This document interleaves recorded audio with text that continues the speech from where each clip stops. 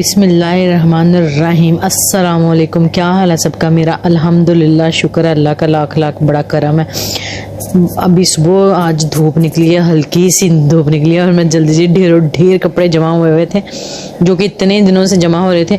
और जब इकट्ठे इतनी धुंध पड़ रही हो तो फिर वो धोने का, वॉश करने का फ़ायदा कोई नहीं होता, तो सूखते ही नहीं है। तो काफ़ी कपड़े थे ढेर पड़े हुए और मैंने कुछ डाल दिए हुए थे ढेर और कुछ डाल रही थी मशीन में, कुछ पड़े हुए थे। देखिए कितने सारे कपड़े मैंने निकाल दिए। आज धूप निकली, अल्लाह का शुक्र है, बहुत खूबसूरत धूप निकली है। इतना सुकून मिल रहा था, धुआं उठ रहा था हर चीज़ से, हर चीज़ जो है धुआं छोड़ रही थी।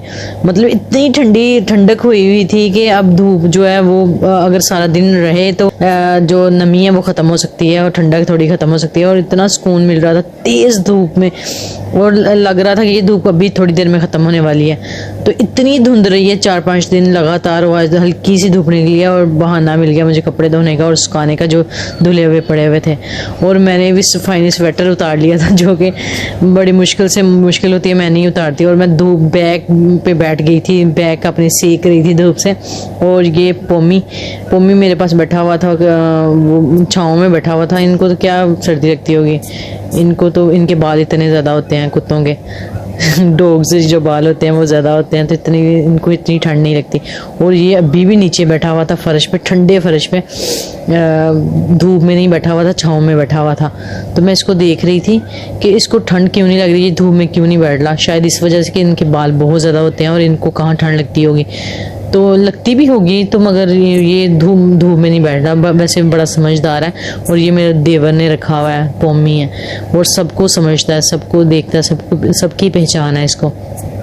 तो ये घर में रहता है, मैं बाहर बैठूँ तो मेरे पास आके लाजमी बैठता है। हसन हुसैन के साथ बड़ा प्यार करता है ये। धूप से उठ के आके फिर मैंने साग को तड़का लगाना था, जो कि मैं लेके आई हुई थी गाँव से। तो ये मैंने चॉपर में चॉप की हैं हरी मिर्चें ढेर सारी, और हरा लहसुन काटा हुआ था, हरा धनिया डाला हुआ था, काट के रखा हुआ था प्लेट में। तो किसी के घर जाएं, आजकल यही चल रहा है, किसी के घर जाएं वो भी साग बनाया हुआ है और साथ गिफ्ट भी दे देते हैं साग, और घर आके भी साग, और हर घर में साग ही बन रहा है, लगता है विंटर में यही चल रहा है। और बहुत मज़ेदार चीज़ होती है ये साग, पता नहीं बच्चे क्यों नहीं खाते। डेली हम माएँ जो होती हैं कोशिश करते हैं रोज़ ही खाएँ। तो आज तीसरा दिन था हमारा ये साग ही, मतलब नाश्ते में हम साग ही खा रहे थे। तो अभी मैंने खुद तड़का लगाया। मैंने हरी मिर्चें जो चॉप की थी, मैं हरी मिर्चों में चॉप करके उसका तड़का लगाती हूँ। ज़्यादातर मुझे यही पसंद है। ये हरा लहसुन है, और जब थोड़ा सा भून जाए फिर मैं हरा लहसुन जो है वो डालती हूँ। तो हरा लहसुन की इतनी प्यारी खुशबू होती है। कुछ लोगों को तो बिल्कुल नहीं पता हरा लहसुन का, मतलब कि कुछ लोगों को पता होता है, कुछ को पता ही नहीं होता। वो ये समझते हैं प्याज का, हरा प्याज होता है। तो साग रेडी था माशाल्लाह से, खुशबू बहुत प्यारी आ रही, तड़का बहुत प्यारा लग गया हुआ था, और मैंने एंड पे धनिया ऐड कर दिया। मज़ेदार किस्म का साग रेडी था, इतनी प्यारी खुशबू आ रही थी। ये वही साग है जो गांव में मेरी आंटी ने बनाया था और मैं साथ लेके आई थी। जो मेरी सास है वो मुझे बना के भी भेज देती हैं हमें यहाँ पे।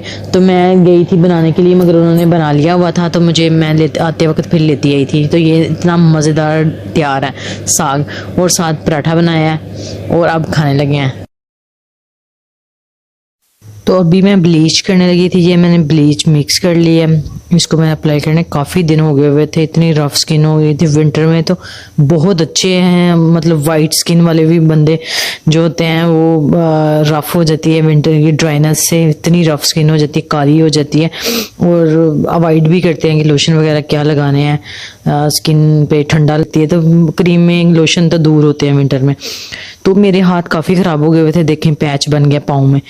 तकरीबन 2 हफ्ते मैंने अपने पाँव की तरफ ध्यान नहीं दिया और हाथों की तरफ ध्यान नहीं दिया, अपने फेस की तरफ ध्यान नहीं दिया। तो इस तरह होता है, अगर आप एक हफ्ता भी मिस करते हैं ना, अपनी स्किन की केयर नहीं करते, इग्नोर करते हैं, तो फिर ऐसे हो जाता है। तो मैंने ब्लीच लगाई थी, उसको मैंने 20 मिनट्स रखा। उसके बाद मैंने पानी लिया, गर्म पानी, ये ठंडा पानी था, इसमें मैंने बेकिंग सोडा, मीठा सोडा जिसको कहते हैं वो डाला, इसमें सिरका डाला, इसमें मैंने गुलाब का अर्क डाला, और इसमें मैंने शैम्पू डाला। कोई भी शैम्पू यूज़ कर सकते हैं पाँव मतलब पाँव साफ़ करने के लिए। ये लेमन काट के डाल दिए 2-3। तो इसके बाद ये पाउडर है जो ब्लीच में यूज़ होता है पाउडर, ये वो डाला वाइट पाउडर। तो इसमें मैंने गर्म तपता हुआ पानी डाल दिया, मिक्स कर लिया। फिर अब इसमें हाथ और पाँव तकरीबन मैंने 15 से 20 मिनट डिप रखने हैं। उसके बाद मैल गल जाएगी, उसके बाद ब्रश मारना है, फिर साफ आहिस्ता आहिस्ता साफ़ होने हैं। तो ये जो मैल मट्टी है सॉक्स लगा के पहनते हैं, फिर भी ये जो मैल जम जाती है, पैच बन जाते हैं। तो हाथों और पाँव की केयर बहुत ज़रूरी है। हफ्ते में एक दफ़ा नहीं तो 2 हफ्ते बाद, महीने में एक दफ़ा ज़रूरी होती है। कलर ख़राब हो जाता है विंटर में, तो इतनी ड्राइनेस हो जाती है, इतनी रफ स्किन हो जाती है कि कुछ भी लगा लो तो वो टच से मस नहीं होती। तो ऐसे ही चल रहा है आजकल, ड्राइनेस और ये जो कलर है वो भी ख़राब हो जाते हैं। तो ये ड्राइनेस भी ख़त्म करता है, कलर भी बेहतर करता है। अगर हम 15 दिन बाद एक दफ़ा ये यूज़ कर लें, पानी ऐसे भर के पानी डिप करके बैठ जाएं पाँव और हाथ, तो लोशन लगाने की ज़रूरत नहीं है डेली, ना इसके कोई क्रीमें लगाने की ज़रूरत है। बस ये हम 1 हफ्ते छोड़ के 1 हफ्ता कर लें तो पाँव ऐसे ही साफ़ रहेंगे। सॉक्स तो पहननी होती हैं सर्दियों में, तो इसलिए ये ऐसे ही साफ़ रहते हैं। तो ये पाँव इसमें मैंने डिप रखे थे कुछ देर, वो मैल गल जाती है, फिर ये पत्थर के साथ रगड़ें, थोड़ा सा साफ़ हो जाते हैं और इतने नीट एंड क्लीन हो जाते, सॉफ्ट हो जाते हैं। तो ये जो गर्म पानी होता है, गर्म पानी से मैल गल जाती है, पाँव की हो या कहीं भी हो। तो ये इसके साथ भी मैंने थोड़ा सा इसको सही तरह मैल उतार ली। जो डेड स्किन होती है पाँव के ऊपर कहीं पे भी होती है, इससे उतर जाती है और नीट पाँव हो जाता है, सॉफ्ट। तो इसको जो है मैं लेमन भी इस पे लगा रब करना था ऊपर, तो लेमन से भी काफ़ी फ़र्क पड़ता है पाँव पे, हाथों पे। तो एक टोटका अगर चीनी को और जैतून के तेल को लगा के रख दिया जाए मिक्स करके, तो वो लगाएं 2 दिन बाद 3 दिन बाद, तो उससे भी बहुत अच्छे हाथ पाँव हो जाते हैं। तो मैं वो भी यूज़ करती हूँ कभी कभी। तो अभी इसका रिजल्ट आपके सामने, साफ़ सुथरे से पाँव हो गए हुए थे। तो ये स्क्रब था, तो ये हल्का सा मैंने इसको इसमें यूज़ किया, पानी यूज़ नहीं किया क्योंकि ऑलरेडी जो पाँव है वो नमी थी इसमें, तो मैंने हल्का सा मसाज कर लिया। तो इसके हाथों के बाद मैं फेस का भी ब्लीच करनी थी क्योंकि काफ़ी दिन हो गए हुए थे, महीना हो गया हुआ था मैंने ब्लीच यूज़ किए हुए, मैंने ब्लीच नहीं यूज़ की थी। तो ये हल्का सा मसाज करना है पाँव पे, जहाँ जहाँ पैच बने हुए हैं काले या रफ हुई हुई है स्किन, तो इस तरह उसको मसाज कर लेना है हाथों पे भी और पाँव पे भी। तो ये नीट हो गए हुए थे, साफ सुथरे हो गए थे। फिर इसको मैंने कपड़े के साथ साफ करना दबा के ज़ोर से। तो ये कपड़े के साथ जहाँ मैल होती है वहाँ थोड़ा ज़ोर से साफ़ करें तो साफ़ हो जाते हैं, neat and clean and soft, dryness ख़त्म हो जाती है, बिल्कुल साफ़ सुथरे हो जाते हैं पाँव और हाथ। इसके बाद मैंने फेस पे भी ब्लीच अप्लाई करनी थी, वो भी मैंने मिक्स करके रखी हुई थी, तो वो मैं अप्लाई करती हूँ। ब्लीच मैंने मिक्स की हुई थी तो मैंने कहा चलो फेस पे अप्लाई करती हूँ। बड़ी अच्छी ब्लीच है, मैंने एक व्लॉग में शेयर किया था ब्लीच बनाने का तरीका। तो ये मैंने अप्लाई कर दिया, इसको तकरीबन 20 मिनट्स रखना है। ब्लीच को अगर किसी को मसला होता है या जलन होती है या रैश बनते हैं, चुभन होती है, तो वो तकरीबन 10 मिनट्स के बाद, क्योंकि 10-15 मिनट्स के अंदर जो रिज़ल्ट आना होता है वो आ जाता है ब्लीच का।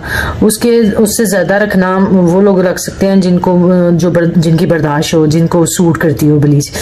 तो ब्लीच के लिए मैक्सिमम 10 मिनट्स काफ़ी होते हैं। तो इतने दिनों बाद मैं ब्लीच करने लगी हूँ।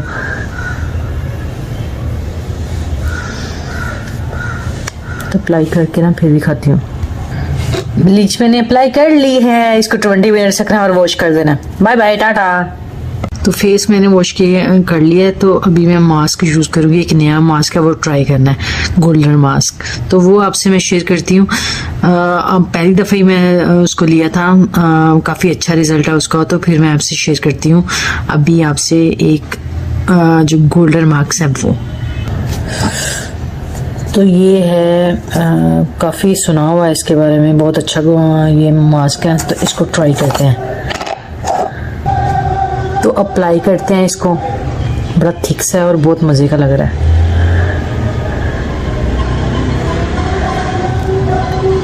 इसको ज़रा भर के नहीं, थोड़ा ब्रीक वाला लेयर होती है ना, वही लगानी, क्योंकि विंटर है तो इतनी जल्दी ये ड्राई होने वाला नहीं है।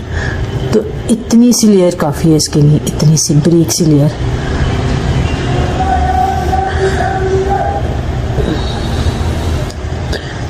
ठंड की वजह से थोड़ा फ्रीज जैसे वो हार्ड हो जाता है वैसे बना हुआ ये। बड़ी अच्छी खुशबू है। अप्लाई करती हूँ तो फिर दिखाती हूँ। तो ये मास्क है, गोल्डन मास्क, बहुत अच्छा है। इसका रिजल्ट मैं आपको दिखाऊंगी आफ्टर वॉश। इसको जब उतारूंगी तो फिर दिखाती हूँ इसका रिजल्ट। मुझे लग रहा है ये बहुत अच्छा है। मैं भी फर्स्ट टाइम ट्राई कर रही हूँ। हाथों और पाँव पे इतनी मेहनत की और फिर से मैं आलू छीलने लगी हूँ। ये चीज़ें जो होती हैं ना, हम हैंड को बहुत रफ करती हैं, काला करती हैं, ड्राइनेस पैदा करती हैं। सर्दियों में तो वैसे ही बहाना चाहिए होता है। तो मुझे भूख लग गई थी, बच्चों को भी भूख लग रही थी, तो बच्चों ने कहा कि मुझे फ्राइज़ हमें खाने हैं। तो मैंने कहा चलो फ्राइज़ ही बना लेते हैं, वही खाते हैं। तो आलू छील के मैंने बड़े बड़े आलू, आजकल तो नए आलू आ रहे हैं और माशाल्लाह बहुत मज़े के हैं और बहुत अच्छे आए हैं। तो मैं ऐसे स्लाइस पहले काट लेती हूँ, उसके बाद ये इनकी फिंगर्स काटती हूँ। जैसे ऐसे काट के बारीक बारीक कट जाते हैं और बड़े इक्वली जो है वो बन जाते हैं।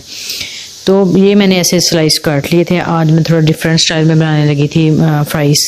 तो आलू लंबे लंबे थे, तो इसके तो बहुत स्टाइल से बन सकता है। बड़ी अच्छी अच्छी रेसिपी हैं जो लंबे स्लाइस होते हैं आलूओं के।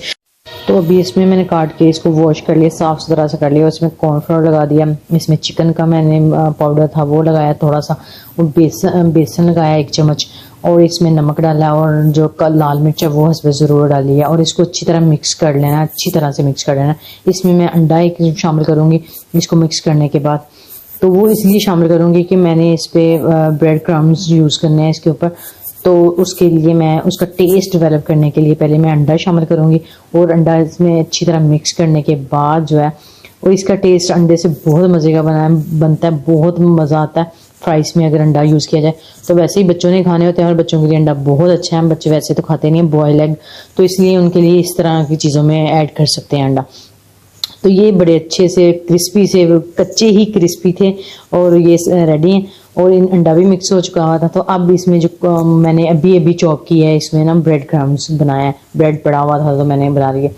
तो ये चॉप किए हुए ब्रेड क्रम्स इसमें ऐड कर देने हैं और हल्का हल्का से इसको ज़ोर से नहीं दबाना, हल्का हल्का रखना है। और इसमें ऑयल मैंने रखा हुआ था साथ गर्म करने के लिए और इसमें मैंने ऐड कर दिया। तो इसको अब फ्राई करना तेज़ आंच पे। फ्राइज़ को क्रिस्पी बनाना हो तो तेज़ आंच, मैक्सिमम तेज़ आंच में जो बनाते हैं वही क्रिस्पी बनते हैं। जब आग ठंडी हो जाए या बहुत ज़्यादा फ्राइज़ डाल दें तो फिर वो क्रिस्पी नहीं बनते।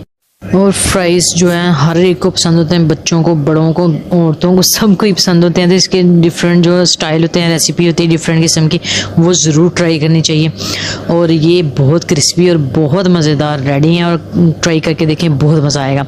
तो इसके साथ मैं इजाज़त चाहती हूँ। कल नए व्लॉग के साथ आऊँगी, नई रेसिपी के साथ और नई रेमेडी के साथ। इसके साथ मैं इजाज़त चाहती हूँ। अल्लाह हाफिज़, टाटा, बाय बाय।